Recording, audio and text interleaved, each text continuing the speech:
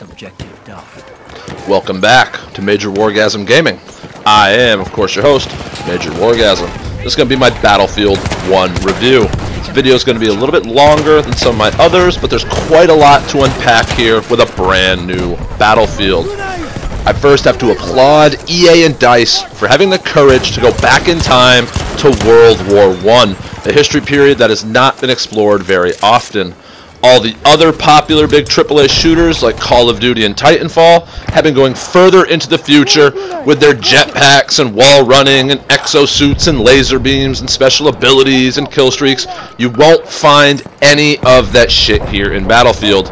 It's just your skill versus the enemy's skill. Now, if you're new to the Battlefield franchise and this is your first time playing one, I recommend the single player first. That'll really teach you some of the mechanics and some of the basics that you'll experience in the multiplayer. Once you beat the 6 to 8, maybe 10-hour single-player campaign, depending on the difficulty you play on, then mosey on over to the multiplayer is what the series is really known for, and that's where it has its really long legs. Battlefield 4 came out 3 years ago, and people are still playing it, just like people are still playing Battlefield 3. This is a game that stays around for a while because people really love and enjoy this franchise. Now, if you saw right there, I leveled up and got some war bonds. What those are is that is the money system from Battlefield Hardline or Call of Duty Black Ops, if you're familiar with that, which is when you level up, no more do they give you this weapon at this level and make you get a bunch of junk that you don't want to use. They just give you money, and you use the money to buy what you want when you want it, which is really nice, giving players that freedom of choice. Now you can see I got stabbed in the neck there, so after you die, you can go into the respawn menu, spend some of your hard-earned dollar bills to unlock new weapons. I'm playing the support kit, so we're going to buy the BAR, the Browning automatic rifle, a very well-known and popular weapon of the time. It's incredibly damaging. Now this is the French city of Amiens, and it's meant to really be a destroyed city, and it really gives you those Saving Private Ryan moments from the end of the movie where they're in the destroyed city trying to defend the bridge. Now in some of my gameplay before, I've had some really great Kobe grenade hook shots, but you're going to see right here some really great grenade throws, starting with that right there. It's important to point out that all of this gameplay was recorded on October 18th, the first day the game was available for the early Enlisters edition. I'm a big Battlefield fan, so I had to get it early, as I step out in front of the Three Stooges, and they all blow me away. Granted, Friday, October 21st is the worldwide release, where everybody will be able to get their hands on it, but I'm a big Battlefield fan, so I had to get it early. I've waited 2 or 3 years for this game. I didn't want to wait 3 more days. But let's talk about the launch. A multiplayer AAA shooter like this, when you launch, has millions of people playing it day one. And I'm happy to report that the gameplay is solid.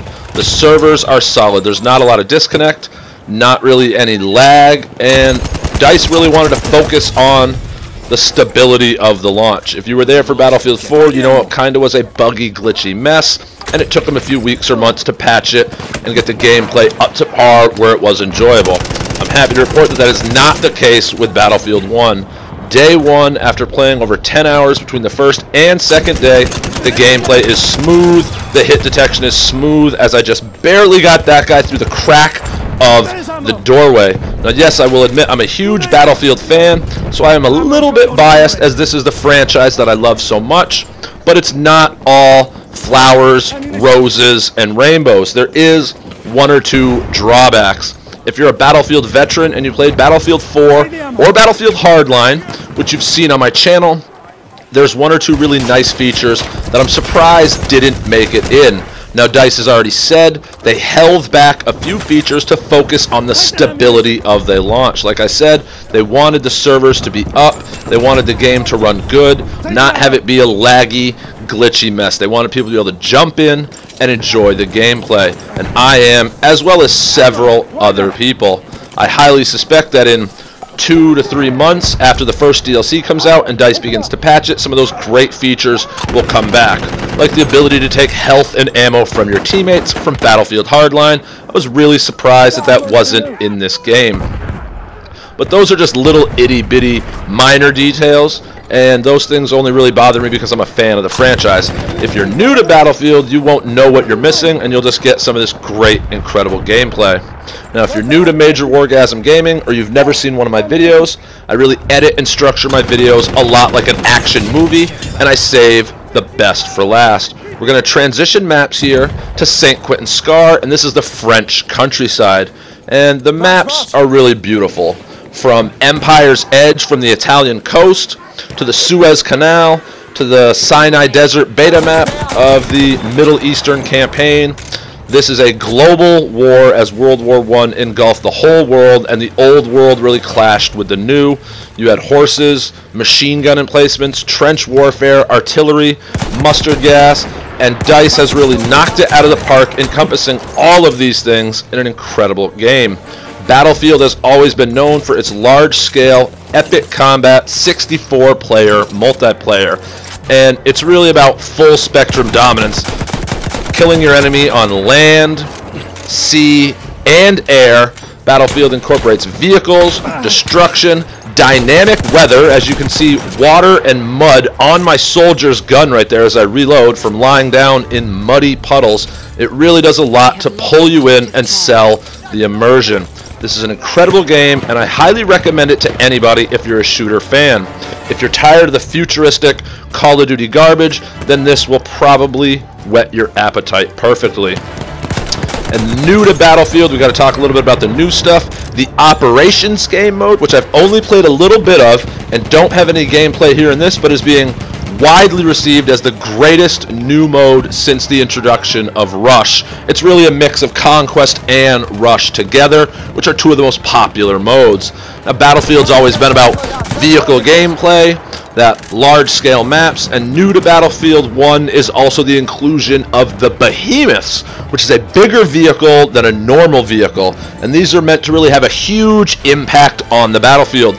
You're about to see one right here. If you saw some of my previous gameplay, you know I was a big fan of the flying. I'm a really good pilot, and I enjoy shooting down other planes. That right there in front of me is an enemy Zeppelin airship. It is fully loaded with tons of enemy players. It has several guns all over it, machine gun emplacements, AA emplacements. It can drop bombs. But what's important to point out about this clip is the straight up disgusting amount of points that this giant pinata represents. Like I said, I always try to save the best for last, so here it is. Me taking out everybody on this blimp at once, and like I said, this is just a disgusting amount of points. I've never gotten that many points in Battlefield before for a single action. Yeah, that was 2,500 points for taking out that blimp. So please hit that like or subscribe button if you're new here and you like my content. And as always, remember my motto, Major Wargasm, all over my enemies' faces. Thanks for watching.